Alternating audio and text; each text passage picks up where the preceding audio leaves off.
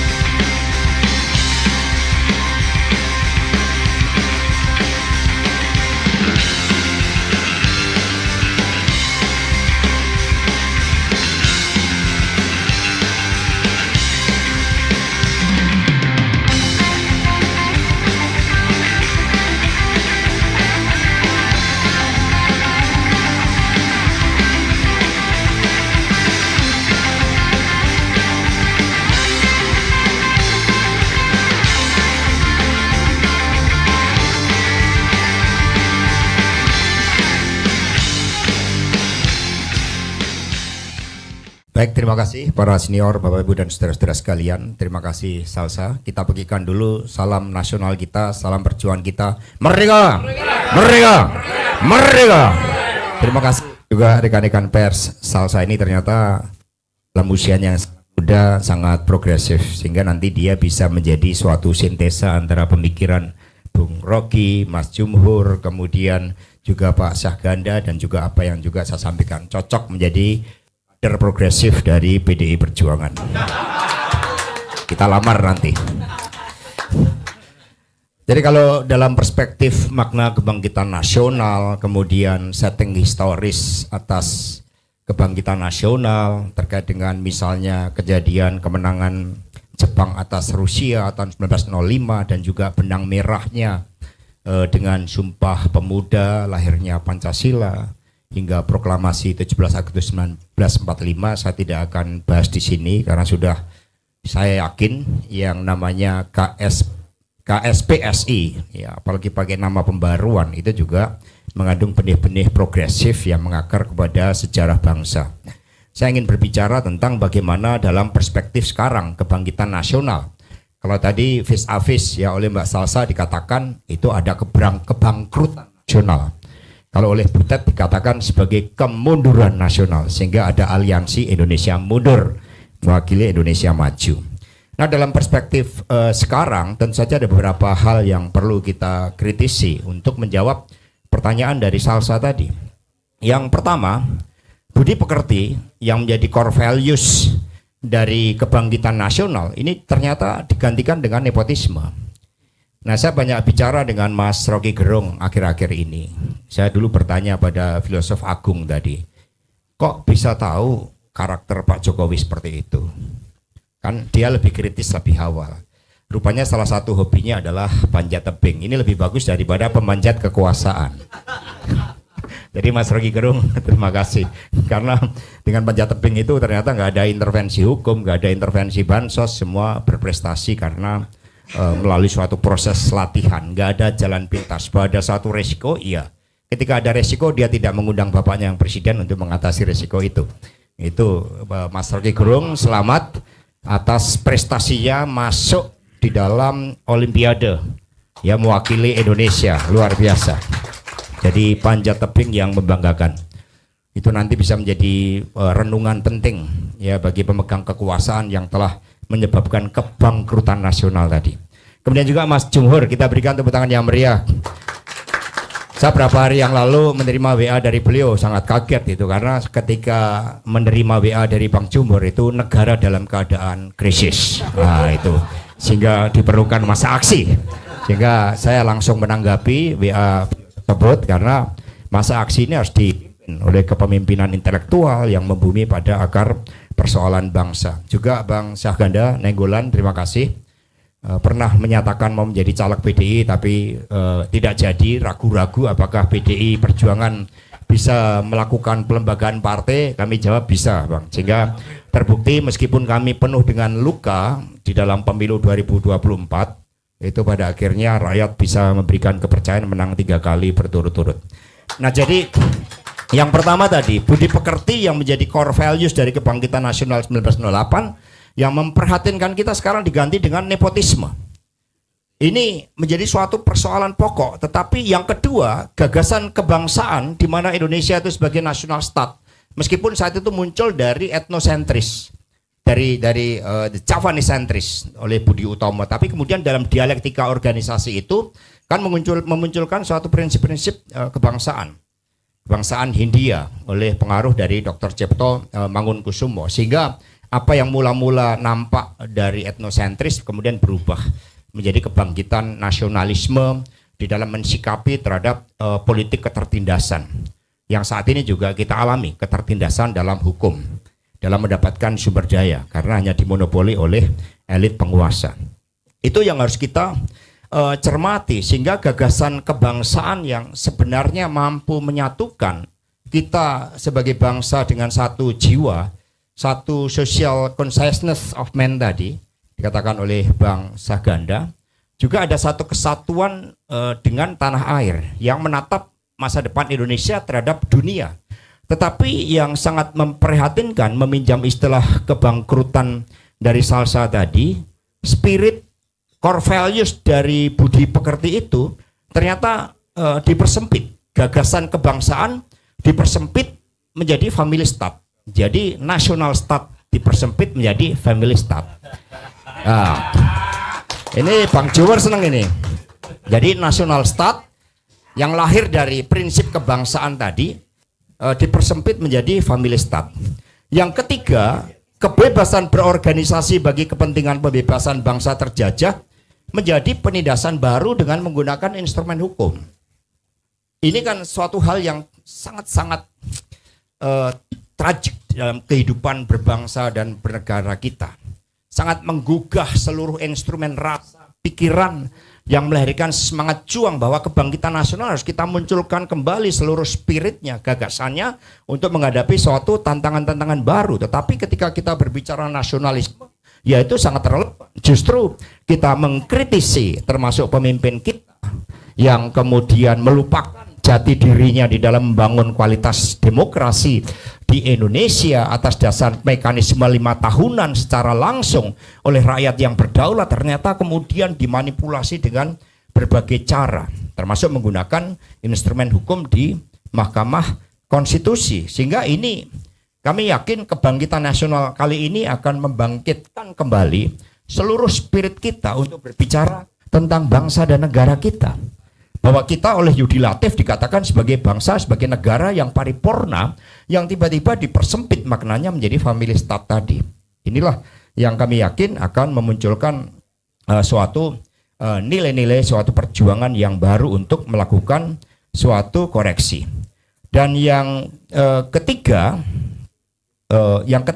kalau kita gagasan kebangsaan tadi menjadi family state, yang ketiga adalah kebebasan berorganisasi menjadi instrumen hukum dan kekuasaan. Ini yang kita koreksi.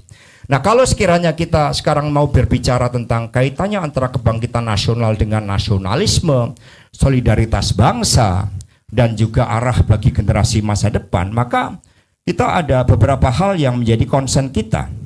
Yang pertama, kebangkitan nasionalisme itu kan lahir dari suatu kesadaran sebagai bangsa terjajah yang memandulkan mentalitas kita, kemudian itu karena pendidikan tidak untuk semua, pendidikan hanya untuk kaum priai saja saat itu. Kemudian juga spirit nasionalisme yang meskipun pada awalnya diawali dengan sukuisme Jawa tapi kemudian berubah. Tetapi ini paling tidak mampu menginisiasi suatu kesadaran baru di dalam cara-cara memperoleh kemerdekaan melalui suatu organisasi yang modern. Nah, yang kedua, cara pandang dan cara berpikir para tokoh kemerdekaan saat itu adalah hasil dialektika antara society view, national view, dan global view. Ini kita bisa lihat dari Soekarno ketika berbicara tentang society view, misalnya bertemu dengan Pak Marhen, sosok petani yang mengapa dia miskin, yang lalu menjadi suatu tesis perjuangan dari Bung Karno. Dia miskin karena dia terjajah oleh tata pergaulan hidup yang menghisap. Dan kemudian dari society view ini diangkat menjadi national view, menjadi suatu kesadaran mengapa sebagai bangsa dengan rekam jejak sejarah yang luar biasa kita bisa terjajah, dan ternyata ini tidak terlepas dari international view, dari dialektika peradaban global yang saat itu diwarnai oleh pertarungan ideologi baik kiri maupun kanan, blok kiri maupun blok kanan, yang kedua-duanya mengandung benih-benih imperialisme dan kolonialisme, sesuatu hal yang ditentang oleh para pendiri bangsa saat itu. Nah, sekarang ini yang memprihatinkan kita, kesatuan pandang antara society view, national view, dan international view itu dikalahkan oleh nepotisme tadi. Jadi kembalinya angkar kebangkrutan itu adalah nepotisme, yang sebenarnya melalui reformasi kita sudah mencoba lawan itu. Itu nepotisme, kolusi, dan korupsi. Tapi ini kan dibangkitkan kembali dengan menggunakan seluruh instrumen kekuasaan oleh presiden kita yang seharusnya bisa menjadi simbol di dalam menghasilkan legasi kepemimpinan yang muncul dari bawah.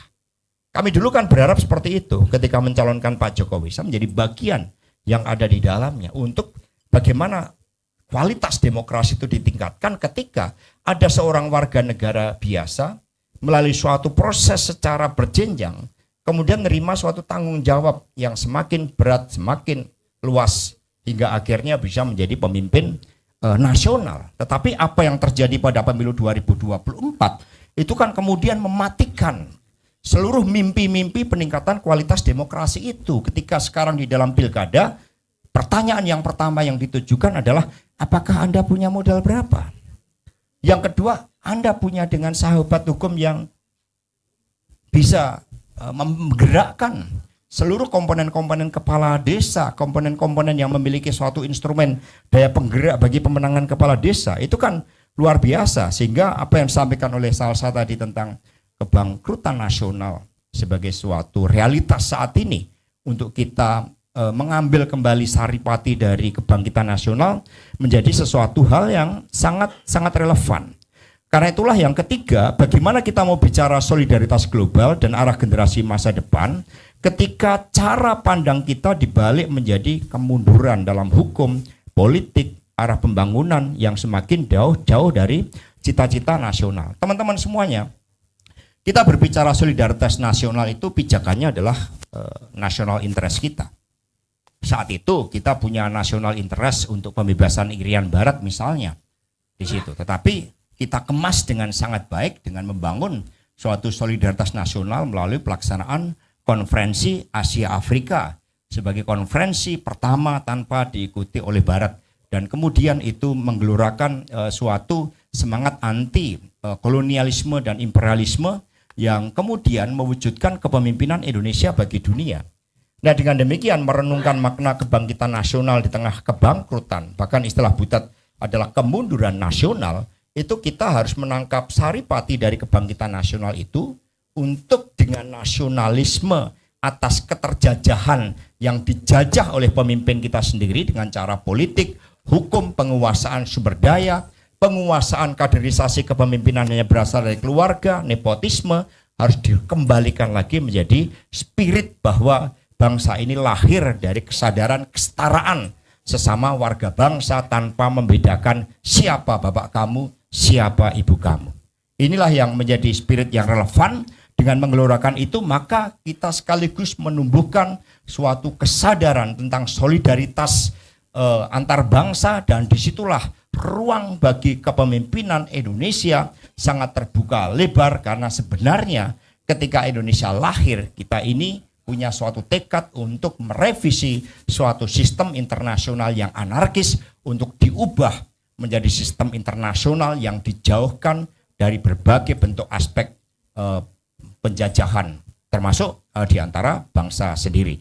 Demikian dari saya, ini sangat relevan ketika tema tersebut, dan semoga dengan kebangkitan nasional ini muncul suatu solidaritas baru bagi kita, dan syarat-syaratnya tentu harus kita lakukan, yaitu yang pertama, kesadaran kita sebagai bangsa dan negara paripurna itu kita munculkan dengan menggali pemikiran para pendiri bangsa. Yang kedua, ekosistemnya kita ciptakan sehingga lahirlah suatu kepemimpinan visioner, dan kepemimpinan visioner itu muncul dari suatu pendidikan yang kritis, sehingga kita memang memerlukan suatu filosof yang mengajarkan anak-anak kita bagi pendidikan yang kritis di dalam melihat berbagai realitas tersebut dan kemudian mencari jawaban dengan dipandu oleh kepemimpinan intelektual yang menyatu dengan seluruh harapan dari rakyat Indonesia. Yang ketiga, ekosistem demokrasi harus diwujudkan, kebebasan pers, sehingga revisi terhadap undang-undang penyiaran yang kemudian mau mencoret terhadap investigatif jurnalisme itu harus ditolak. Kemudian hal-hal yang juga berkait dengan menyatunya antara civil society dan pergerakan rakyat itu juga harus dilakukan. Ini adalah syarat-syarat agar kebangkitan nasional itu kembali mewujud dalam spirit untuk mengatasi berbagai bentuk penjajahan, termasuk penjajahan di era yang modern ini. Baik itu menggunakan hukum, menggunakan kekuasaan politik, atau kontrol terhadap sumber daya.